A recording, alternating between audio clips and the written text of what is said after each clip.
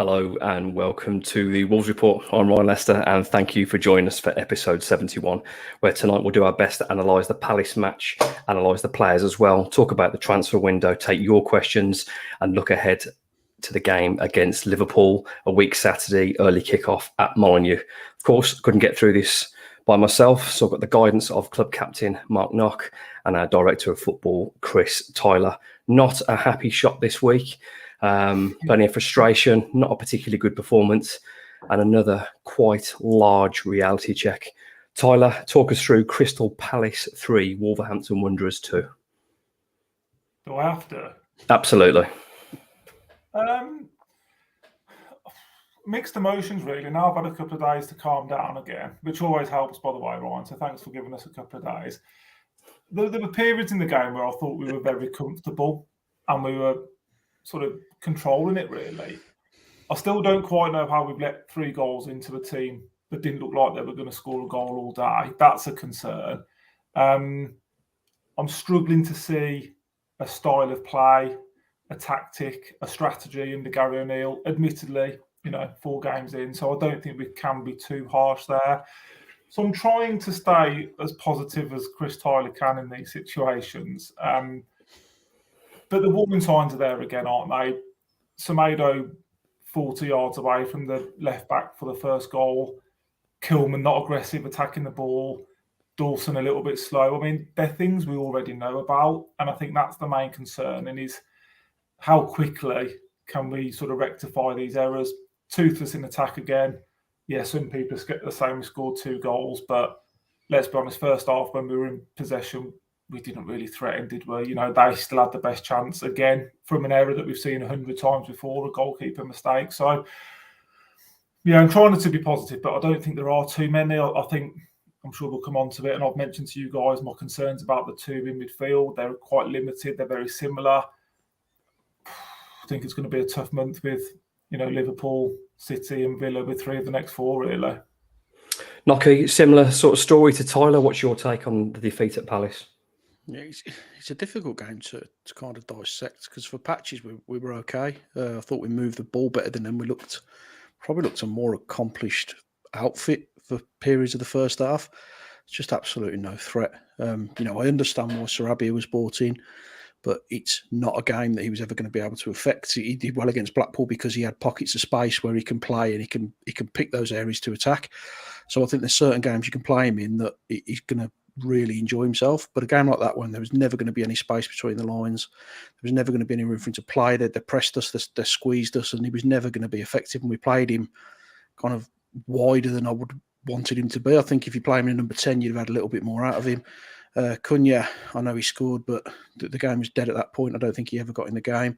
Fabio was very sort of lightweight, bullied, and there was just nobody was awful. I mean, Sarabia was caught out, but Semedo was caught out, but no one was really awful. There was just little moments. I mean, for the 3rd goal, Lemina's got his man, then he loses him, and inside he goes and bang, it's 3-1. There was just little moments. The defence was split so easily. One ball through them, and the gaps between them and the gaps between our lines were massive.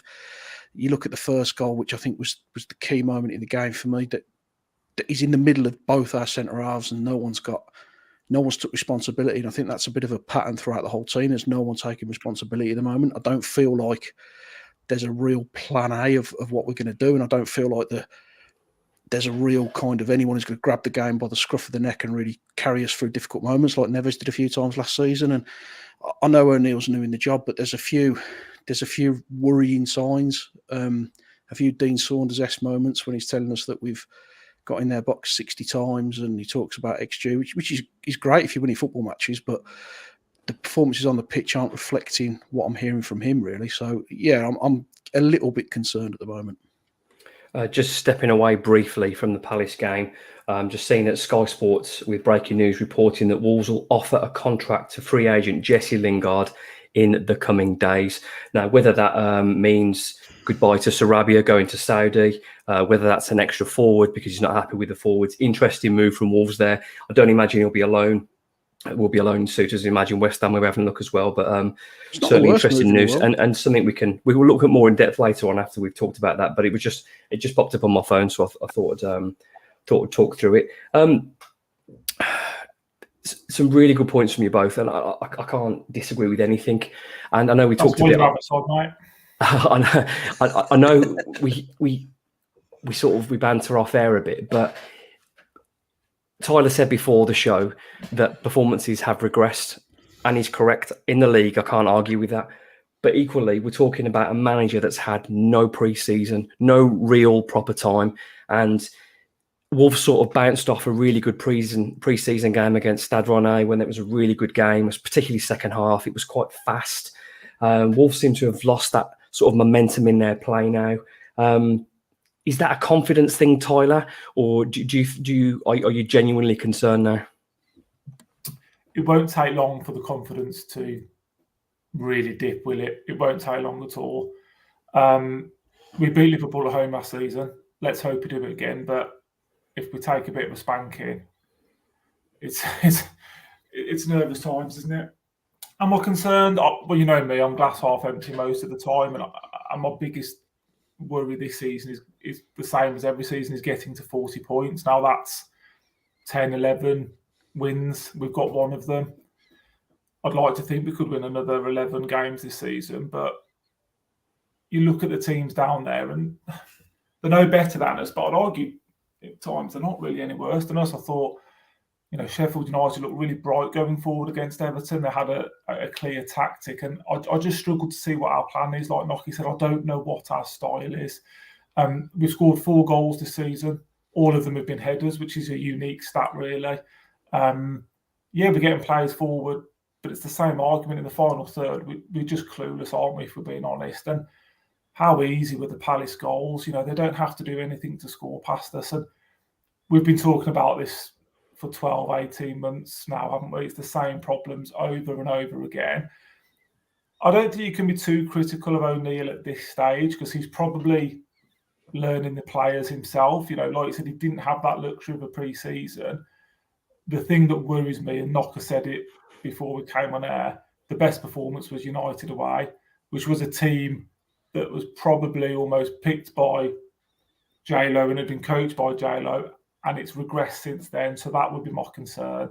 And we just seem to go asleep for spells in games. 10 minutes at Brighton, 3 goals. Second half against Palace, 3 goals. It's not good enough at this level. You get punished.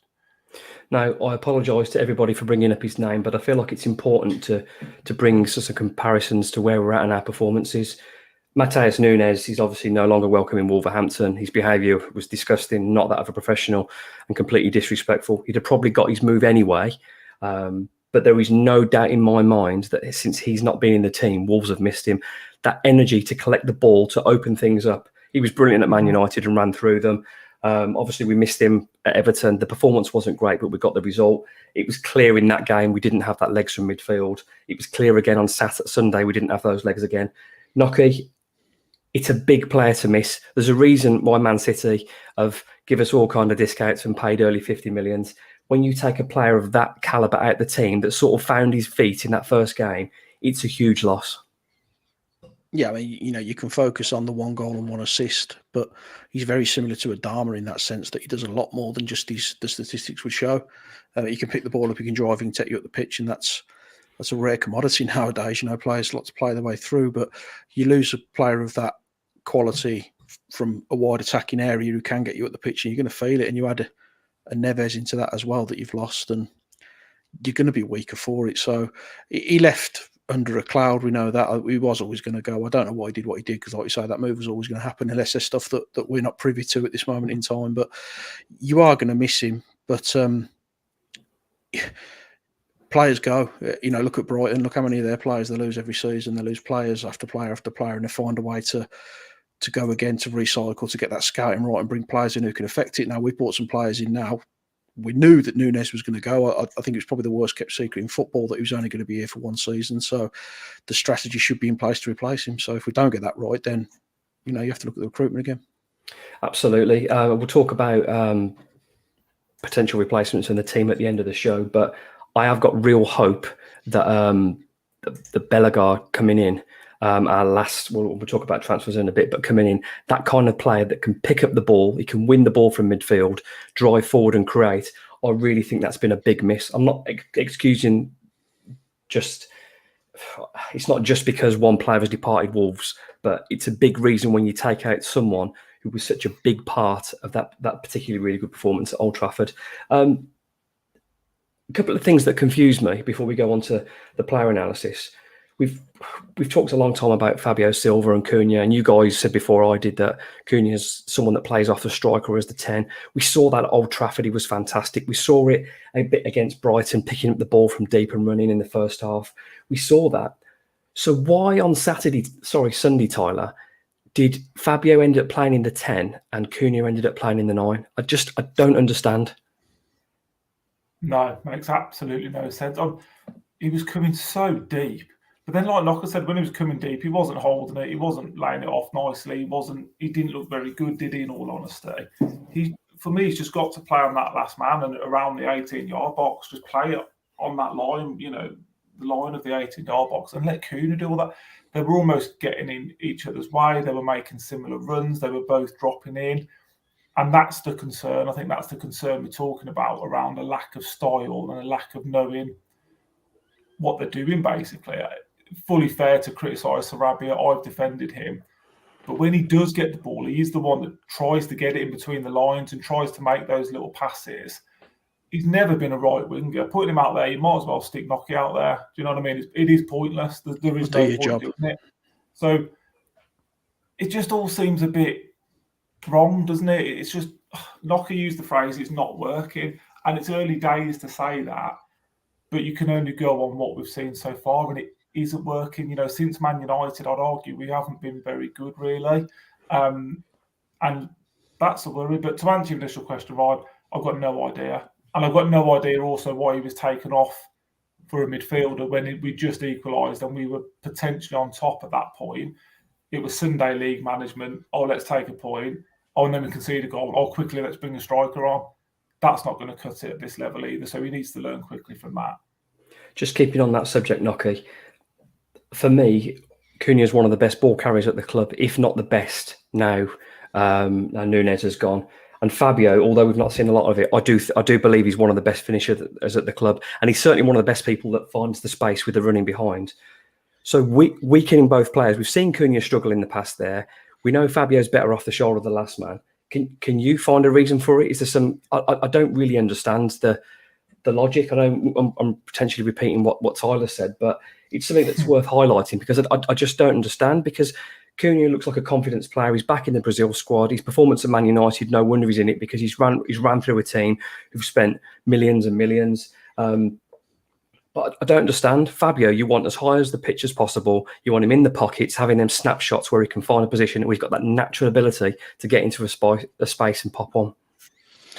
Yeah, I mean, we spoke about red flags early with the manager, and this is one for me, because Cunha's done his best work for Wolves when he's been able to drop deep, pick the ball up in between the midfield and the defence and drive and really get us into dangerous areas. And with Fabio, the goal he scored this season was an instinct strike. It was a ball played into his feet. He had no time to think about it, and he's whipped it into the bottom corner against Blackpool. That's where you want him. You don't want him thinking too much, because when he's dropping deep and he's picking the ball up, you can almost see him going into panic mode at the moment because his confidence isn't there. So I'd have Fabio as high as you can up the pitch. I'd be feeding balls into him, running the channel, trying to give him those instant moments inside the box where he can just swing a leg and get it on target. And when you've got a player like Cunha who can affect the game from dropping deep, it's suicidal football-wise to not put him into the position where he's going to play his best football. He's been up front for us a few times since he signed for us, and it's just not worked because it's not where he wants to be. He wants to drop down, he wants to pick the ball up, he wants to affect the game. So real strange decision. But like Chris said, the substitution itself was a Sunday league decision. There was some really bizarre moments from the manager. Yeah, disappointing when you equalise in a game from sort of out of nothing and it hit sort of Hwang's shoulder or something, but a goal's a goal. Credit to him for getting the position, which he's good at getting in those positions. Credit to him for that. But you kind of think then momentum would swing the other way, then we could go forward and be positive. But anything, we took it down from fifth gear down to second gear and said, let's stop here. You are currently listening and watching episode 71 of the Wolves Report with Mark Knott, Chris Tyler, and myself, Ryan Lester. We've gone on to do some player analysis so far, and it's getting some quite good feedback. So we'll go through the team. Tyler, Jose Sarr. Not a lot to say, is there really? I don't think he could do anything with any of the goals. He had his standard horror moment in the first half. It's he was quite good again. I commented after the Everton game how I liked he was commanding and he was getting crosses. He did that very well again at the weekend. He was coming and getting free kicks, making that decision early and catching the ball. So I can't fault him. He's got to sort his feet out, as we know. But I would say, and I do feel like Jose Sarr, Nelson Semedo, Silva, Kilman, they're like regular scapegoats. But what I would say is I do believe that Jose Sarr's handling has been better since the arrival of the new goalkeeper coach. I don't think they're scapegoats. I think people comment on what they see, and I think Sarr's rightly got a stick, and I think all the players you've mentioned have rightly got a stick. I'd love to be sat here saying everyone's a 9 out of 10 because we've won 3-0. We don't want to sit here and pick at the players, but I said after Everton he was outstanding, and his handling has come on massively. If he gets that footwork right, you've got a serious goalkeeper on your hands. You have, but it's a big issue, isn't it? I don't think it's the footwork, Tyler. I think it's the decision with the footwork. I think if he hasn't got the 100% pass on, you leather it left or right. You don't need to play out. You didn't need to play Joe Gomez into trouble. Joe Gomez shouldn't really be offering from there, and he shouldn't really be passing there. So they're both equally to blame from there. So for me, swallow your pride. I know the coaching manual's there, but it nearly cost us a goal that could have. We don't know what would have happened. I don't mind playing out, but play out within your limits. Let's not be trying to pretend we're Man City when we're not. Nocky, moving on to... Sorry, it all comes back to what we've talked about. What's the plan? Because you look how Brighton execute that, and it's done with pinpoint. And I know we're not Brighton, so sorry to keep going on about it, but it's done with pinpoint accuracy. We're gambling on players and not quite sure what they're doing. So for me, again, it all comes back to that basic planning and what our tactics are. And again, I go back to add some devil's advocate. No pre-season. These games are the manager's pre-season, and hopefully it will come with time. Nocky, moving on to Nelson Semedo. Oh, good luck, sir. Yeah, I mean, he's you've mentioned scapegoats. I don't think anyone is a scapegoat at the minute. I think we've lost 3 out of 4 games, and we're right to be saying that we're not performing the way we should be. Nelson, I don't think he was the worst player on the pitch. Badly caught out for the first goal. Didn't really notice him, in all honesty, for the rest of the game. I don't think he was at fault directly for anything. Most of the play came straight through the middle of the pitch, so didn't affect the game going forward in the way I would like him to. Defensively was okay, but again, it's one of those positions I'm looking at and thinking we need to try something different here, because there are moments where we just need freshening up. It's just not working. What I would say about Nelson Semedo, particularly one bit of the game, the booking that he got was absolutely scandalous. I looked at the replay and I swear their forward kicked his own leg and then got tangled in, and Nelson got booked for it. And I think Aït-Nouri got a bit excited, but that some of the officiating, well, let's be really clear, the officiating isn't what Wolves lost the game. Wolves lost the game themselves, but again, it was pretty poor. Nocky, Tyler, moving on to Aït-Nouri. It's hard to say. It's a bit like Nocky. It wasn't. Was Nocky said about Semedo, it wasn't great, but he wasn't really poor either. The game sort of passed him by a bit. Obviously got involved in that silly bit in the first half, which he probably didn't need to. I haven't really got much to say about him. We looked okay until we conceded. Like Nocky said, we were quite comfortable. Nothing really came down his side that was too worrying, sort of when Palace were on top, but we need to see more from him. We need to see more from all of them, don't we? More consistency and more output, because it's not enough at the moment. He was often getting in good positions with Neto. You look like you might have a 2-on-1 in our favour, but it never really worked out that way in the first half. So what I would say there is I prefer Pedro on the left-hand side, his natural side. Yeah. And I think there's 2 good footballers there that can build a relationship. And I know we keep going Bueno, Aït-Nouri, Bueno. I'd like to see the manager stick with a pair. Probably Aït-Nouri, because he's the better football that probably offers more going forward, and stick with those pair on your left-hand side, and let's try and build up a relationship, because if you keep changing every week, Pedro's not going to have the same partner. I want him to build some consistency. He puts a good cross in. It wasn't his best performance yet. He still got 2 assists. So give him that relationship with Aït-Nouri. Let's build it going forward. Nocky, moving on to Max Kilman. Made a really good block in the first half when Sarr had his walkabout moment. Positional sense, I thought was poor. Leadership wise, don't think he controlled the game at all. Was much too far apart from Dawson. Seemed to be a long way apart from the fullback as well. Didn't manage the lines between midfield and defence. I thought it was a poor performance from him. Take the block out of it, I thought he just didn't. He didn't manage himself. He didn't manage the players around him very well. And if you look at the goals, I mean, especially the third goal where they've walked through the midfield, walked through the middle of our defence, it's poor. I think every goal that we've conceded, you can find major fault with, and at least 2 of the 3 goals I'm looking at both centre halves for. So really bad day for Kilman. Nothing catastrophic in terms of his own performance. He didn't fall over the ball. He didn't whack one into his own net, but it's just those little 10% all over the pitch that seem to fail, and just those little moments that put us into bad positions. For a big centre back that's 6'5", he's a little bit insipid, I think would be fair to say. He was bullied as well. I think he was bullied. I think he was dominated physically. Tyler, moving on to Craig Dawson. I think my feedback's going to be the same on most of them so far. Not his best game, was it? I think he picked up that little knock in the first half. I don't know if he got over it really. I think you look at them at the moment as a collective, aren't you? And them as a pair, it just doesn't seem to be working, does it? Kilman often goes in to win that first ball, but he often doesn't win it. And then Dawson's exposed. He's not the quickest in the world. We lack a bit of pace and mobility with those two. You get what you get with Dawson. Tries, wins his headers, does the simple things well, effectively. Wasn't a terrible performance from him, but as a pair, they've just got to be so much better for those goals. It's just unacceptable, basically. Well, we'll stick with you, Tyler. This one's definitely for you. I want to talk a little bit more in depth about the debate that is Pablo Sarabia. Now, I'm going to stick up for him first now. And as you mentioned before, the wider Sarabia plays, the less effective he is. You want him inside, close to the forwards, picking the pockets, threading passes like he did in the cup game. Yes, it's a lower standard of opposition, but I want him where he can hurt teams. The wider he plays, the less effective. So again, I've got to look at the manager. If you're dragging Sarabia wide, he's not going to beat a Premier League fullback for pace. He's not going to do it. And you're taking his creative ability away. But just love to get your take on him, Tyler.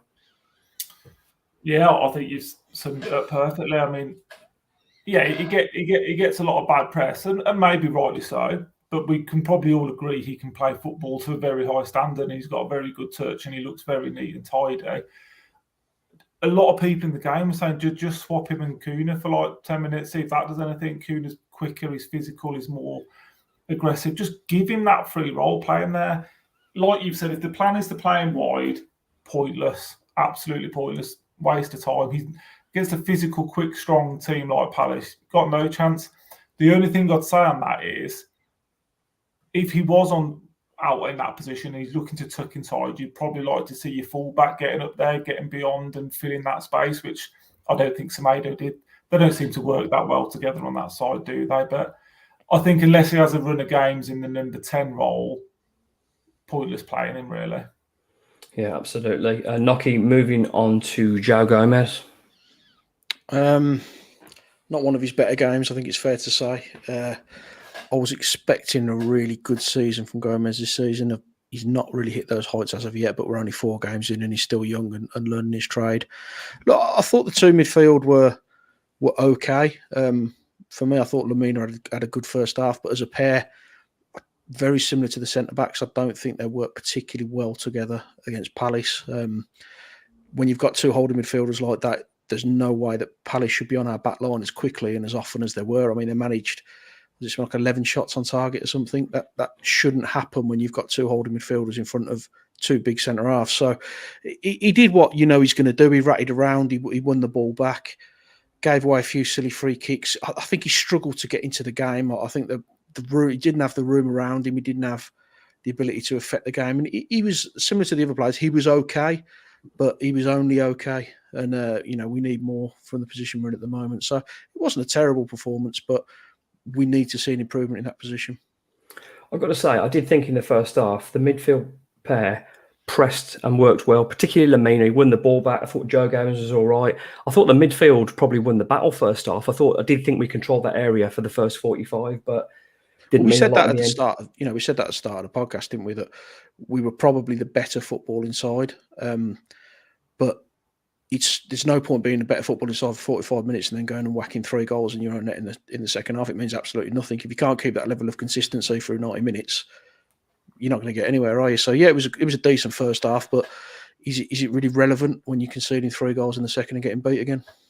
You've got to look at the knock-on effect, though. If you're playing Fabio Silva, who isn't going to be able to turn and run, and it just keeps coming back, you're putting more pressure on the 2 centre midfielders, where they know they can trust Cunha, who can sidestep and push, and it takes the team further up the pitch. So I would say it came back an unnecessary amount of times, and I'm not blaming Fabio, because Fabio shouldn't be playing that deep. But I do think those play better, what they have in the few games so far. When Cunha's just in front of them to come and collect, it takes the pressure off, and they've got a little outpass and someone they can trust. So maybe we're being a bit. I don't disagree at all, but I do think in a couple of the friendlies we had, and I know they're only friendlies, and you can't take too much into it, Fabio was playing deep and he was picking the ball up and turning and driving at the defence, and now he's not doing that. So whether it's a confidence thing or whatever. But yeah, I appreciate what you're saying, but it doesn't help when we've got nothing wide either. So how many times did Gomez and Lemina pick the ball up, look to the wide positions? Neto, I think, was an option first half. Whereas on the other side, as we said, Sarabia, he's almost hung him out to dry by playing him there. So we've kind of stifled ourselves. And again, we've spoken about red flags with the manager. We've gone through half the team, and a lot of these have been, why did the manager do this? Why did the manager play him there? Now, it might only be 4 games in, but we all knew after the first game that Cunha wasn't a number 9. We all knew after the first game that Sarabia should be playing in wide positions, but the manager doesn't seem to be seeing that at the moment. Great points, Nocky. Tyler, moving on to Mario Lemina, who for me was Wolves' man of the match.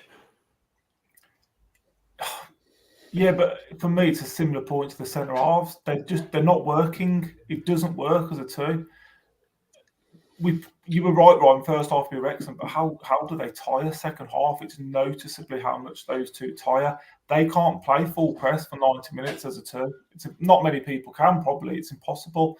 So they don't retain the ball well enough when they've got it. They don't play incisive passes well enough. I think individually they're fine players at what they do in regards to being a bit horrible, winning the ball, but it's not working. As a two, it does not work. And for me, that's one of the areas of the pitch I'm changing for the next game, because we need to retain the ball better. We need to be smarter with it. They've both got their, positives, but for me, I'm only playing one out of the two moving forward. Do you think you would keep the two if Bellegarde played a similar kind of role to Matheus Nunes and Cunha back dropping the 10? There's more options then because you're picking the ball up from the middle. So in that sense, you probably, if you were Palace game, you probably wouldn't have Sarabia. You'd have those 3, maybe Neto, Cunha and a striker. Maybe. I'm not going to sit here and say I know a lot about this guy, because I don't. But yes, it sort of worked. It worked, like you said at the start. If there is somebody out those 3 that can pick it up and drive 60, 70 yards, those 2 can then just sit there in front of the back 4 and protect it. Nocky makes a great point. They didn't do that at all second half. Those centre halves were exposed massively. So, but it's what we keep coming back to. If we can see it, we're just 3 punters on a podcast. Why can't the manager see it? That's my main concern. And it's got to change, and change quickly. One positive, and I am absolutely clutching here, but he's got 2 weeks now, 2 weeks to bed in some of the new players. Obviously, there's quite a few on international duty, but the players who are around that aren't international duty, he's got 2 solid weeks to get his shape and ideas into them. So hopefully we can make the most of that. But then there is quite a test at the end of those 2 weeks. Moving on to, have we done Mario Lemina? Did we do that? Yeah, we've done Mario Lemina. Nocky, moving on to Pedro Neto. I don't think it was his best game, but two assists speak for themselves. I thought in the first half, I think him and Lemina were probably our 2 best players. I thought he was pretty good. He was directing what he was doing. Lots of nice step overs. Doesn't seem to want to take his man on still. He's not really done that since his injury. But I thought his delivery into the penalty area was good. His effort was good. The work rate was good. Didn't have a lot to hit centrally. So there was a couple of occasions he had to check back inside. I wrote him off last season because I thought he was finished in terms of what he could affect us. There are some green shoots of recovery. But again, similar to the others, I still think that we need more from him, because he'll have pockets where he's playing well, he'll have moments where he's okay, but consistently he's not quite there yet. But it was a relatively positive performance from him all in all. one thing that frustrates me about Pedro, I don't think he's as fast as he was when he first joined. I don't think he's ever been as strong or as fit. The guy looks like he could go 90 minutes relentlessly, no problem. And the one thing that did really annoy me, I think, if just correct me if I'm wrong on it, I think on the 52nd minute, Joel Ward got booked. And I don't recall him taking him on once after that. And this happened the week before. James Milner, I think Tyler mentioned this, James Milner got booked. And yet we didn't put anybody on him to get. We need to identify this in a game. When there is a fullback booked, you need to force him to tackle. Or if not, he's going to let you run forward and win corners or get in the box. I think then there's a missed opportunity. Again, Nocky, you might say that's a red flag. But if a fullback is booked after 52 minutes and your player, one of your best players at taking people on is at him, he's got to have the confidence. Now, Pedro has to take responsibility there himself. Yeah, I'm not sure I blame the manager for that. We had 38-year-old Ashley Young playing, the week before, and he never took him on either. He's just, I'm sure the manager wants him to get at players and try and use his skill and his ability. I just don't think it's there for Pedro at the minute. I don't think he's confident enough to really drive and really believe in his own ability to take players on. Whether that will come with a little bit more time, I don't know. But at the moment, he seems to like receiving the ball, but then he wants to get it into the penalty area as quickly as he can. And it could well be a confidence thing, but I want to see him commit a little bit more because we know he's got the ability and we know he's got the footwork to beat players. So it's only him who can affect that now. Well, if he wants to put crosses in the box and we've got Sasa Kalajdzic, then I've got absolutely no problem with that at all. But and I wasn't digging out the manager then, but what I'm saying is it's a simple instruction to tell your winger, he's booked now. All I want you to do is run it in because that can be passed on. And so if he was given that instruction, he would have done it. So I think Wolves could have done more to attack Joel Ward. Tyler, moving on to, and we've talked about it a bit already, but I have a little bit of sympathy with Fabio Silva playing in that position, which clearly isn't his best. Why have you got sympathy for him? Because he's not a number 10. He's a 30. I don't agree.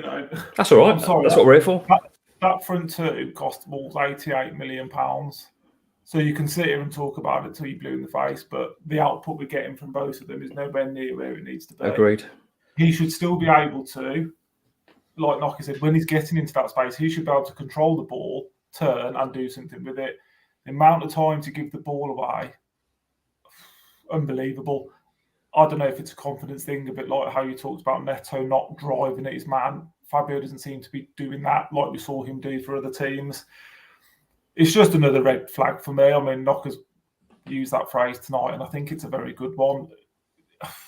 We're not getting the best out of these players. So either these players aren't very good, or they're not as good as we think they are, which we've talked about on this podcast before. Or confidence. Or it's confidence. Or we're doing something wrong with them. I think we've all sat here and agreed he needs to probably be playing on the shoulder, playing with the width of the 18-yard box. And that's my point of sympathy, because you're asking him to do something that he should be able to do for a £35 million footballer. But I want to play him in his best position, because when he played up front, although he missed chances, he gets himself in a position to score a goal. He's not going to do that when he's collecting off them two midfielders. But that's the issue. If he keeps coming on doing it, why is he doing it? If his instruction's not to do it, which you think it might be, why is he keep coming looking for it? Because him and Cunha are so obviously in the same space. It's ridiculous, really. How it's not a simple relationship of one goes and the other one stays on. I mean, they shouldn't need the manager to tell them that to the point. They should be figuring that out for themselves. But they did look like they were set up the wrong way around this week, considering Cunha's good at collecting and running and Fabio's better off the shoulder. It did seem really, really sizzling. Nocky, moving on to Matheus Cunha, the man himself, scored his opening goal of the season, but again, he's not really a number 9, is he? No, he was out of position. I get what you're saying in terms of he should be playing deeper and Fabio should be playing further up. For me, it's 2023 now. Your players should be agile. They should be fluid. They should be rotating. They shouldn't have a specific position. They should be finding areas to work in where they can affect the game. So Cunha's not a number 9. It's painfully obvious for everybody he's not a number 9, but I want to see him affecting the game and using his football brain that he's clearly got and dropping back into the midfield area to kind of support the midfield, offer an out ball and to drive us up the pitch. So I thought he had a pretty poor game. he scored a goal, but it's 96 minutes. He's made no effect on the game. It's nice that he's got a goal because he's on the score sheet now. Maybe that starts him off, but his general performance I thought was relatively poor. Didn't notice him at all in the first half. Don't think he affected the game in any way, shape, or form. So I think you're right in the sense that he wasn't playing in the right position. But if we're playing rigid positions for our players now, then we're going to fail, because that's not how football is now. You need your players to be able to occupy different areas and not be told specifically what to do by the manager and his coaching team. Excellent stuff from Nocky and Tyler there on the match and team analysis. You are listening and watching episode 71 of the Wolves Report. Chris, Tyler, Mark Knock and myself, Ryan Lester. Transfer window closed on Friday. Wolves finished their business with a few new additions. Through the summer, it was Tom King, goalkeeper on a free, 28 years old. Matt Doherty, fullback stroke wingback, 31 on a free. Santiago Bueno, who's away on international duty, centre-back, 24 years old, 8.5 million. Enzo Gonzalez, winger forward, 18.5 million. Tommy Doyle on loan with a 4.3 option, 21, centre midfielder. Bellegarde, centre midfield, attacking midfield, winger, 25, 12.8 million. And the two loan to permanent deals in the form of Matheus Cunha and Boubacar Traoré. Tyler, your thoughts on the transfer window? Just drop this in before. Wolf did say they needed to make a profit, which is rumoured to be around 50. They made more than that, and you always want more. And a striker is probably missing. But yeah, what's your feel on the transfer window? That's a big question. I haven't rated it. I think you asked us to rate it out of 10 the other day, didn't you, all of us? And I think I probably rated it the lowest, but that's probably no surprise to some people. I think there's I think there's just a lot of unproven players there. We talked about pretty much everyone we've just talked about there. We're not getting consistent performances from in the Premier League. And my only concern would be how quickly these guys get to settling, because they haven't got any time at all, if we're honest. They've got to come in and hit the ground running. Probably I'd score it 6 out of 10 overall. I think a lot of that, the deadwood had to go. I think we've obviously cleared a lot of it. We've made a lot of money on it, which I think was important to the football club.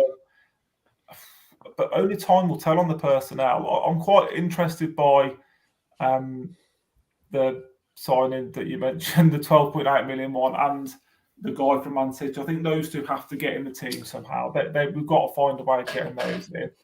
And I don't necessarily think we need a striker urgently. I think if Sasa, it's a big if. I think if he can get to match fitness, he's starting all day for me as the number 9. And then you've got Fabio and Cunha as options. So I think we'd have been a bit greedy if we'd wanted a full striker as well, maybe. I mean, I hate to use the phrase, but I'm going to say it anyway. Like a new signing, Sasha. But what we haven't really seen from him, I know he's been up there. He should have got the penalty at Man United, got the goal at Everton. It's exactly what he's there to do. But what Wolves haven't seen, and probably they have if they've looked on YouTube and the scouting stuff like I have, Sasa's a really good footballer. His link play to bring others into the game, his ability to bring a 7 or a 10 or an 11 into the game. And I'd really like to see that. So he's got 2 weeks to get his fitness up. Then I think you probably have to let Fabio go out of the team and play Cunha off him, whether you play Sarabia off him. I don't mind, but I do think that's a different option. But we digress. Nocky, your thoughts on the transfer window? It finished up better than I thought it would. Sort of 4 weeks ago, I didn't think we'd do any business other than outgoing. So my only concern is how many of these are going to affect the first team. I think Bellegarde will. I think he'll be the natural replacement for Nunes, either playing on the right or we switch Neto over and play him on the left. Gonzalez looks a very good prospect, but at 18 years old, coming to a new country, is he going to make much of an impact this season? Is he going to get many opportunities this season? I kind of question whether he will. Bueno, I think, will come into the team. And I think Doyle may force his way in, but I think he's going to start on the bench. But for me, the key thing is all of these have to work if they get in the team, because we can't afford for it to go wrong now. These signings have to work and they have to affect us. And they've improved the squad. There's no question about that, but they need to improve the team as well, because if they don't do that, then it's going to be a cold winter.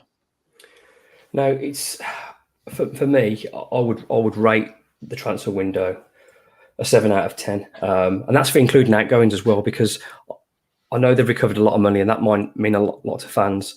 But Fosun don't have to put their own money in relentlessly. And if they want to balance the books and correct FFP, whatever reason it is, they've done that. But the most important thing for me was refreshing a squad that has been stale for probably 2 or 3 years, getting the same players who were probably at the end of their cycle with Wolves. And I think Wolves are doing really well with that. So I have to credit in terms of the outgoings and the changes, I'm pleased. And of course, and as Tyler says, there is lots of risks with any signing, and particularly, sorry, Nocky, what were you going to say? No, so where do you think we've refreshed? Centre-back, Bueno, in terms of, I'm excited about him signing international footballer who's away on international duty. His style of play, he's playing in a high-press team previously that defends his man high on the halfway line, which is what we want to do. So a player that fits the system, I'm excited about him. His parent club was the same ownership group as the City group for Man City. So whether you can never prove that or not, Wolves have got themselves that had a player for 25 million euro, ended up getting him for 8.5 million quid. So does he come straight in for you? As he's away on international duty for 2 weeks, no, I don't think we can drop him in. If he would have trained 2 or 3 times, so that's a big ask. And this is a bit of one for later on. If Wolves went to a 3, I'd drop him straight back in. Just saying. Tommy Doyle, I think, adds something a little bit different to centre midfield. He's probably not as robust and as mobile as the 2 in there now, but he's certainly a better footballer that can pick the passes, that can whip a nice cross, take a nice corner. He adds a little bit different, but I am excited about Bellegarde. Obviously, he's playing in the French league. Some good players come from there, some don't. But a player that picks the ball up from midfield, he's combative, he can cross, he can shoot, he can score. Something probably not as strong and as fast as the departing Matheus Nunes, but someone that can add quality in that drive from midfield. So thank you for letting me have my take on the transfer window, Knocker.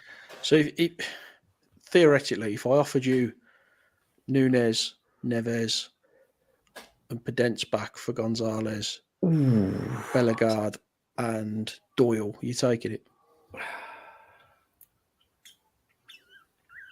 That's a great question. The problem is with Nunes, does Nunes want to be here? Or is it's a theoretical, mate. I mean, I'm not saying you're wrong at all, and I think we did need a refresh. It's a great question. Have we refreshed or have we downgraded the quality of the squad would be my question. We don't know that yet for obvious reasons, but we've lost 3 out of 4 to start the season off, so it's not been a really strong start to the season. And yes, we've brought these players in, but we have made a lot of money. With making a lot of money comes its own penalties. And you only make money by selling better players and bringing in players for less money. That's just how it works, making money. So, yes, we've refreshed the squad, but are they as good as what we've got rid of? Because we were struggling last season, and we know we were struggling last season. It was only a run of form that Lopetegui brought in when he came that kept us in the division. A lot of home wins that kept us up, yeah. There's no Lopetegui for us this time. So, I think the window was better than I thought it was going to be, but I still have major concerns about the squad and the depth. What I would argue is the squad now, I would say it's better than what started last season. Yeah, I wouldn't disagree. Is the argument there that it needs to be better than the squad that finished last season? Yeah, that's true. But and I know this is like sort of doing scouting talk, but there's a different type of profile of player now. I know Bellegarde for Nunes, they're not the same, but they can do the same job of picking up the ball from midfield and joining in. But adding over the last year, adding João Gomez, adding Mario Lemina, Boubacar Traoré, we're adding players in now that can, the style of football that you want, Tyler, that can allow the team to be more mobile. Now, we've only seen flashes of that. They can't pass the ball 5 yards between them. And that's why you need someone next to them, like Cunha or Bellegarde, or ideally for me in the next game, I want Bellegarde and Cunha playing next to that midfield, tucking, turning and going. But only time will tell on this transfer window. You're always excited to see new players. I am very excited about Enzo Gonzalez. Who doesn't want a South American winger with explosive pace? I mean, he's not tall, but that lad is an absolute beefcake for a lad that's 18. He looks like he can look after himself. He's got some pace. He looks like he's got a zipper of a left foot. I would imagine we'll probably see him at Ipswich in the Cup. Probably on the bench. Probably be on the bench a week Saturday, but I'm happy, and they just need to gel now. It's always a risk, and there isn't lots of fashionable names Wolves were linked with, obviously, Iniacho. They were linked with Che Adams. But as has been reported today in a few of the papers, now Wolves have got a budget to sign a striker in January if needed. So the way it's looking, it probably will be needed. But there's a long way between now and then, Tyler. Quick one, Ryan. This is a horrible question. So go for it. But do you think this manager's the right manager to get these players to gel quickly and effectively? Oh, that's an ugly question to throw. Would he have been my first choice? Would he have been on my shortlist? The answer is no to both those questions. But what I would say is you've got contacts in football. This person comes with a huge reputation of being very articulate and very meticulous in his planning for games. And I'm going to back him all the way. Yes, he's made mistakes, but he hasn't had a pre-season. And I'm very much on the side of I'm going to give him a chance and give him everything that I've got to support him, whether it's singing, whether it's social media. We want him to do well. None of us want him to fail. There's lots of people out there who are already probably being a bit harsh early doors, but equally, and this is the thing with social media, you're allowed to criticise, but you still want them to do well. The two don't have to sit separately. We can be critical of the manager because he's made mistakes the weekend, I believe, and in our opinion, but we aren't a Premier League manager. We're just saying from what we've seen from watching these team and these regular players. But I want him to do well, so I can be critical and I can support him at the same time. The two don't have to sit separately. So is that a yes or a no then? Well, I've got to support you should him. Be a politician, son, with that answer. I appreciate that. Thank you. Thank you for both stitching me up tonight with your stinky questions. Would he be my first choice? No. Am I going to back him to succeed now? And for me, a successful season is Wolves clean up. So yes, Gary O'Neill will get these players playing football. Yes. One more question, sorry. And again, I don't know the answer to this. Do you think O'Neill is highlighting these players, or do you think Hobbs is signing these players? I think this is all Hobbs, and I think we talked about last summer. We spent a lot of time in South America. João Gomez, other targets. I think there's another lad that's ended up going to one of the Danish leagues. I think now one of the young wingers we'd looked at. A lad got pinched off us. Ended up going to Arsenal. I think this is a lot of good work from Matt Hobbs, and it's only a little bit, but what I'm reading from him on the scouting reports while we sign them, what they're about, it's really refreshing, and I'm enjoying that. Now I'm a numbers bore in football, and annoy you with my XG and my stats, but I really enjoy that. Why have we signed him? What's his pedigree? What's he doing? What can he bring? What do we want from him? And we're reading that, and it's exciting that they all may not come off. 2 or 3 of these signings might only come off, some of them not at all. But to give us a picture of why they signed them, for me, I'm enjoying that a lot more. So I've got to give credit to Wolves and Matt Hobbs for that. So for the displays of what they're showing these players are about, and also the scouting network, because hold our hands up, yeah. How many of those players did we really know of? I knew of Tommy Doyle, Matt Doherty, all right, and I've got to be honest, yeah, I might have watched Lingard when I watched the French highlights, but I wouldn't have known his name. And I have to be really honest about that because I watch a lot of Premier League football, so I probably know 2 of those, and I don't know anyone else that would admit to that. But that's what the scouts do. They send their scouts around the world. We've identified players, and I keep saying it, but from what I've seen of him, Bellegarde for me at 12.8 million, I think he's going to be a fantastic bit of business, and he'll almost fit like a glove to that bit in midfield that we're missing. Yeah, fair enough. And breathe. Right then, thank you for both grilling me on my own podcast. I really appreciate that, lads. Who needs mates, eh? Let's move on to this week's questions. Before we ask the question, you're listening and watching episode 71 of the Wolves Report with my previous friends who were Mark Knott, Chris Tyler, and me, Ryan Lester. Graham J asks, will we ever have quality and effective back four again? Knocky. Depends what your definition of an effective back four is. I mean, we kept... Didn't look so bad at Everton. Kept clean sheet. I don't think the back four are poor. I think that all 4 of them are good players. I just don't think they're being organised in the right way. So to answer the question, better organisation, a better structure, better control of the midfielders in keeping their lines tight and be more sensible in positions, then potentially, yeah. But it's going to take coaching to do it. Graham J, thank you very much for your question and being part of the show. Each week we send a tweet out and onto the Facebook page asking you for your questions. We get on as many as we can as time allows. So appreciate that and thank you for being part of the show. Greg, a regular contributor. Good evening, Greg. Do you think there will be personnel changes and or a system change against Liverpool and going forward? Tyler, this is going to overlap a little bit into talking about the Liverpool game, but yeah, it's a good question. I think there has to be. I think we've all probably sat and agreed. Hasn't quite worked up to now, has it? I mean, it could go very badly, couldn't it? Let's be honest. They look frightening again, don't they? I never ever thought I'd say this, but I'm thinking about bringing Toto Gomez into the back line. He has his faults because I genuinely don't think he can kick the football properly. International footballer. However, we seriously lack a bit of pace and strength at the back. I'd be tempted to go 3 at the back. I was going to chip in to knock his hand to them, but I just don't see how we play back 4 with our personnel at the moment. Whether that's the new guy Bueno or whether that's Totti, something has to change. You mentioned a clean sheet at Everton, but that was more luck than judgment, let's be honest. So I'd be going 3 at the back. I'd also be bringing Doherty in at wing back. I don't care how much stick that'll get me. If it's wing backs, it makes sense to play Doherty because there is nobody better that timing his run and getting into the box to do with that. He's fantastic. I just don't want him exposed at fullback, which I think he would be. I'm bringing your man in that you raved about. I'm bringing Doyle in. I'm bringing Sasa in. I'd be making a lot of changes myself. So to answer Greg's question, I would say yes and yes. And that's why you have a squad, because if you don't play well, your play should be under threat. You're a professional in the best league in the world. You don't play well, there should be someone to step in. And now we've got players to step in. Greg, thanks for being part of the show. Now, this question's a bit of a stinker, but I'm going to ask it anyway. And I think it's meant in good jest, but here we go.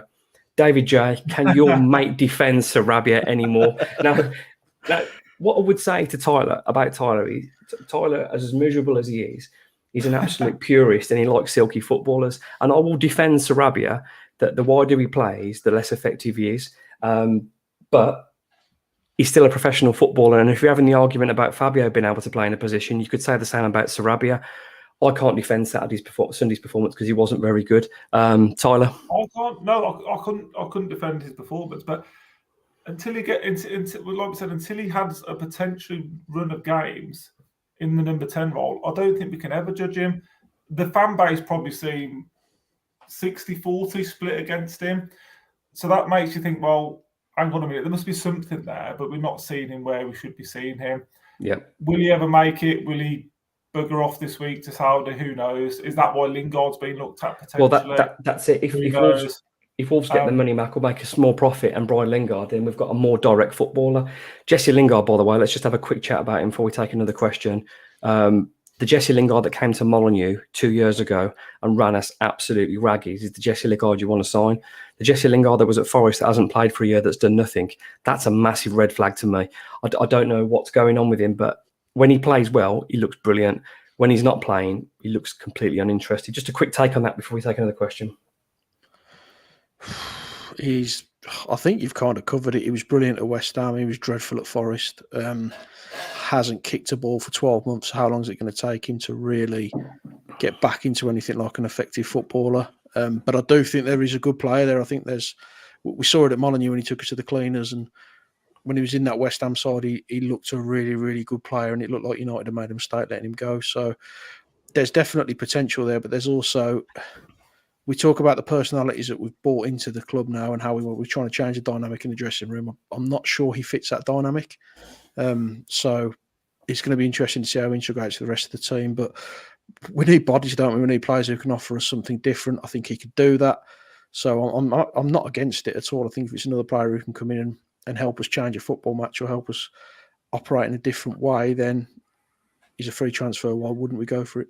Again, for me, he's a narrow 7 or 11. He's not a wide player. Also a number 10. He's someone you play just off that to link with the forward. So who knows? And if he comes, I hope I'll make my words for any criticism, because I've been critical of him because, I mean, if he's not been kept on at Forest, what's that telling you? Thank you for raising that and bringing it up, David J, although that wasn't directly related to it. It sort of opened up another subject. Ted asks, It is clear that Wolves wanted to purchase a striker last week. Given this has failed, how serious are our goal scoring issues now until January?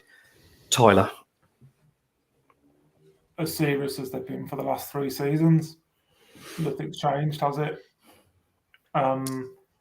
We haven't got a prolific goal scorer in the squad, I don't think. Cunha's record is terrible for a forward. Fabio hasn't done it for us. Sassa's probably the one with the best goal scoring record. Can we get him fit? Neto doesn't score enough goals. Hwang probably looks our most likely at the moment. So, if I'm sat here talking about Toto Gomez and Hwang Hee-chan, you know something's up, boys, because that's where we're at the moment. That tells me a lot about the Palace performance if you're mentioning those two. It's quite incredible.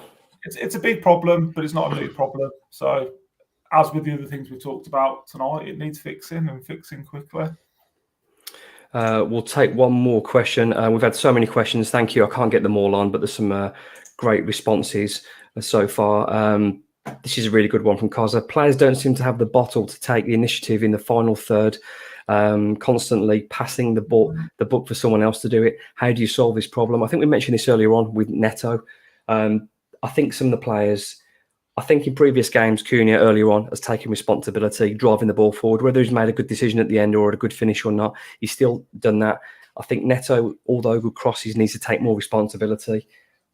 I can't expect Sarabia to take the ball forward, but I agree. I think we need to be braver. I think our team need to be braver in forward areas. Is that a fair knocker? I think so, but a lot of it's confidence as well. I used the phrase before the season started that I felt like the whole club was in quicksand. And I certainly feel like that in our attacking areas. I think there's a real fear that they've not got the tools, they've not got the ability to put the ball in the back of the net. Now, if Fabio gets himself a couple of goals, that may all change, but there is definitely a fear factor. And these are young players as well. The age of the squad's been brought down. They're kids, aren't they? They're in a position where it's not going well for them. Everyone's talking in the media about Wolves being relegated and all the problems that we've got there. So it's got to feed into the players as well. So it is very much about confidence. A couple of wins will probably change all that, but the longer it goes on that we're not winning football matches, then you can only see it getting worse. Koza, thank you for your question and being part of this week's show. Moving on to the next game, a week on Saturday, early kickoff, Sky Sports or BT, not sure which one it is. Wolves face Liverpool at Molineux in a 12:30 kickoff. After a defeat away at Palace, it's not an ideal fixture, but you have to play everybody twice. Tyler, I'm expecting multiple changes, like you said. Then talk us through give us roughly your team or what you would like to see ahead of. Well, you did it to me, so you can have a stinker now. Ahead of when Wolves face Liverpool, with or without Mo Salah. Got to sell him for 200 million, ain't you? Surely. I'm terrified either way. I think I'd go Siren goal. Hey. Toto Gomez, I can't believe I'm saying. Tillman and Dawson, because, like you said, the new guys away for the next 2 weeks. I'd probably go Nouri and Doherty as wing backs. I'd probably go Lemina and Doyle and your new man if they're fit, and then I'd probably go Cunha and Sassa, which means I'm leaving Neto out, but I'm having to go 3-5-2. So it should make us a bit more solid and a bit harder to play through, I hope. But I just don't see how we. So you got Sassa. So you got Cunha just off Sassa, and did you have Bellegarde as one of your midfield three? Yeah. No, not too bad. Nocky? The system's the same. I'm going 3-5-2. So I'm bringing Bueno in, the new Bueno, to play alongside Kilman and Dawson. To go 3 there. I'm going Doherty as a fullback on the right hand side, placing Semedo, because I just think he's comfortable playing there. He's done well for us in that position. Nouri on the left, Lemina and Gomez in the middle, because I think that system will give them a little number 10. Aye. Yeah, give him a little bit more room to kind of solidify a little bit. And I'm going Kalajdzic up front. I'm going Lingard up front with Cunha off him. Get out of town.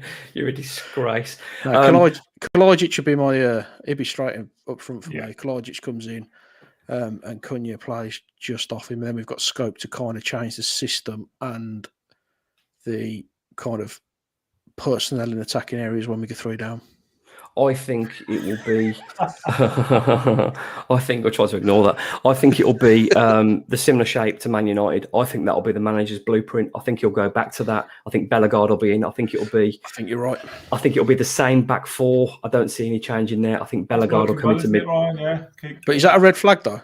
If he goes the same team that's been pumped last week and we'll find out. It won't be if we win. But the same over and over again and expecting different results. Yeah, absolutely. Definition of madness. But I would expect a similar shape that we had at Man United with Bellegarde coming in.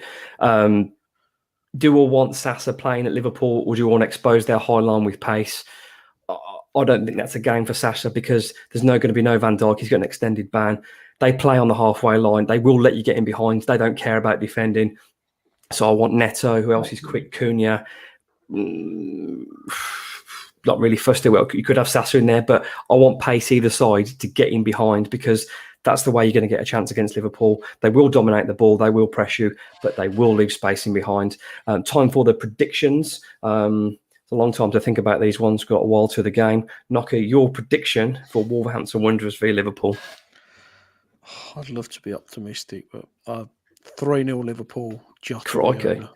What an absolute stinker. Tyler? 4-0 Liverpool. Oh my goodness me, gentlemen. Well, that's our list of base in half. And I'm going to go for Wolves 1-0 and Mateus Cunha. You know it happens one day. I'll be right.